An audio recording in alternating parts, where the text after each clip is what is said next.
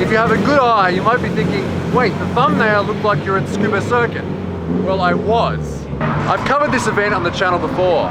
Lots of local drift teams and sport bike riders with that real late 90s, early 2000s street racer flavor. I did drive today, but I didn't drive here. Let's go back to Tsukuba Circuit this morning.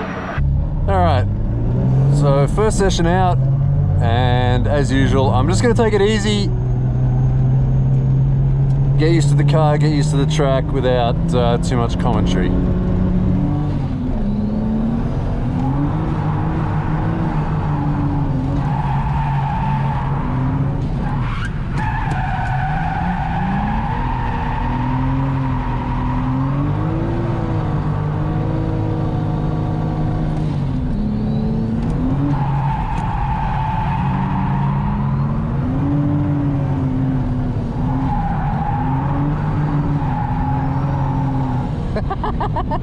This guy's going crazy. He's doing the whole course.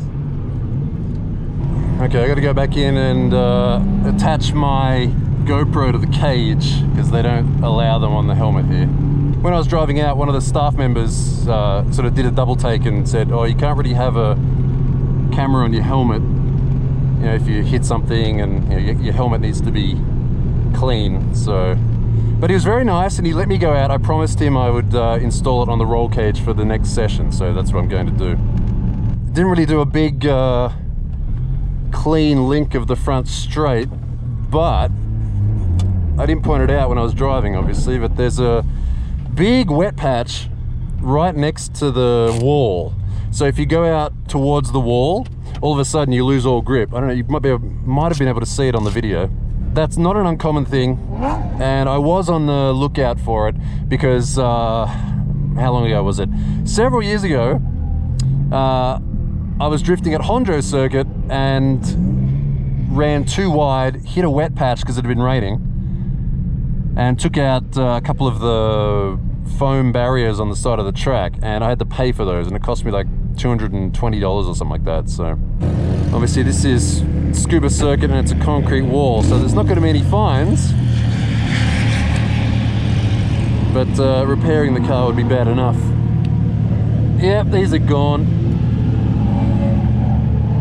Good job, Baridori 10 tires.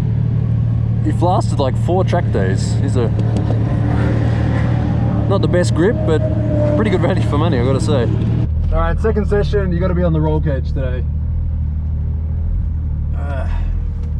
And unfortunately that means I don't have a mic, so I can't talk over the noise, I guess. So maybe I'll do a voiceover or something, I don't know.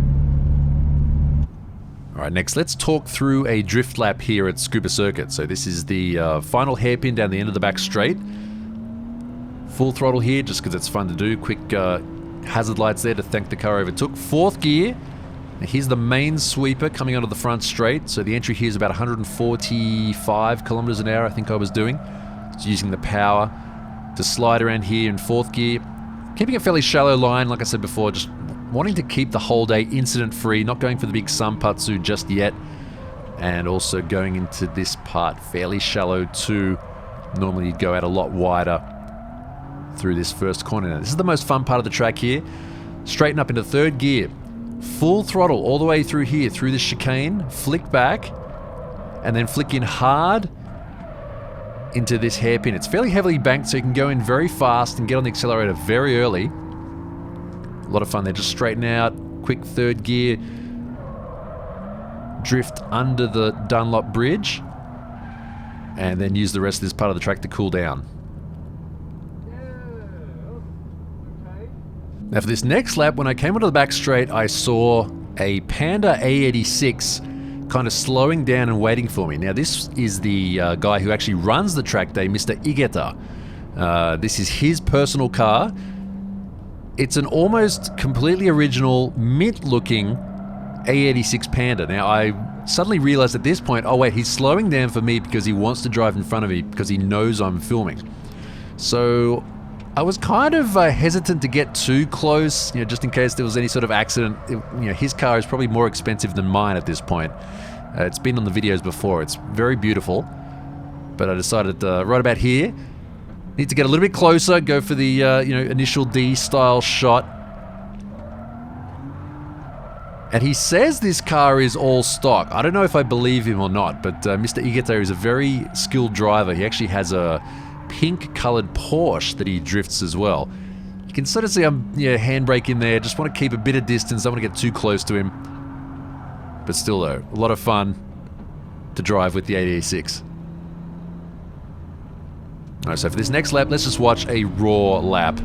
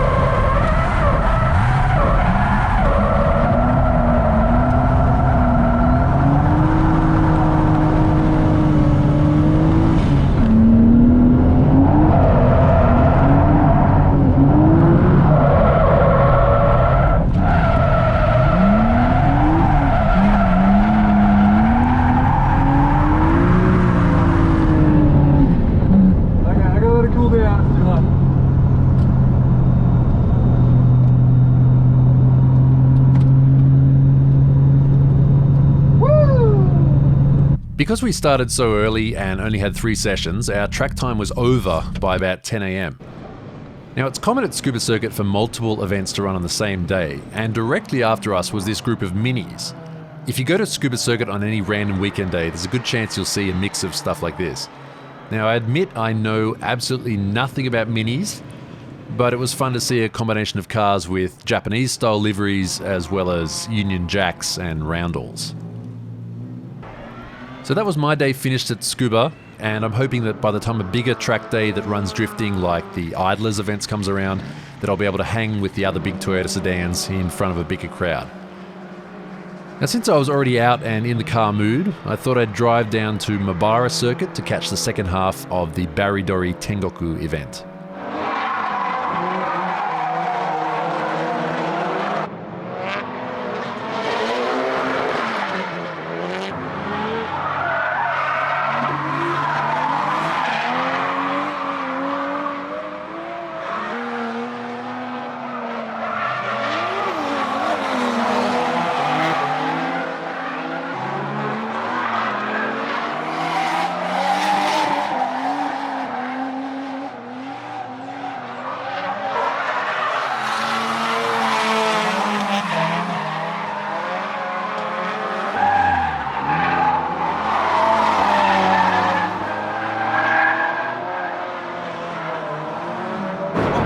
Haven't seen this for a while. But my shadow's going to be in the way no matter what I do. So SR20 engine and exhaust manifold, turbo, which is new. And what he's also installed recently are cams. They're Tomei cams, but they were the ones designed for the NA Primera, not the standard turbo pond cams that you put in SR20s. So they're kind of high compared to the regular cams you'd put in these. And that's the intake down there, and some like a plug that melted a while ago. So that's what it takes to get a Serena to drift. Something a little bit interesting about this car, you might notice it's no longer flat black, it's gloss black. But that's because Keisuke actually changed the entire car. He reshelled it after he blew the engine on the previous one. And this particular car used to belong to Jesse Streeter of jessestreeter.com, the parts importer. So there you go.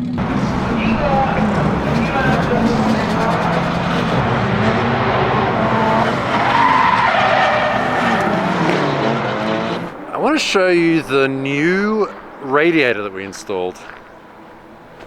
Probably get the car out of the mud first. A little while back we installed a triple pass Koyo Red radiator, but this isn't that radiator. I've actually changed it for this one, which is customized by a company called Flex. You can see it there. This is a thermal coating, which is supposed to increase efficiency. And I've actually, you might say, downgraded to a single pass radiator. Now the triple pass I had on there before worked really well up until a point. The constant high revs of the engine and the cavitation of the pump, I think, just made a bit too much air start to collect in the top of the tank. Even though the triple pass is better, it was just getting too much cavitation, and I had to bleed it a lot more than I wanted to. Because honestly, like, this car is meant to be, a street car. You put the key in and it goes. Like, that's the idea, like as low maintenance as possible. So I kind of sacrificed a bit of cooling efficiency for ease of use. And as we saw at Tsukuba Circuit, works really well. Even though I was revving the hell out of it, it didn't cause any sorts of problems. So, good job. Perfect. Koyo Rad. The only downside is the triple pass had a little sensor mount here, and we've had to install it on the pipe instead, but that's about it. So we'll be keeping the triple pass for maybe a future project which uses an actual electric water pump. And because I no longer have aircon, there's plenty of room here for oil cooler and power steering cooler, which is going to be coming up pretty soon. So I hope you enjoyed today's drive at Tsukuba Circuit. Make sure you hit subscribe if you want to see more content with this car. Remember, next month is the D1 regional competitions coming up soon. Also A86 beans content, and also what happened to the beer can skyline. So once again, thanks for watching. I'll see you next time. By the way, yes, it is getting a body kit soon. Blinker fluid's a bit low.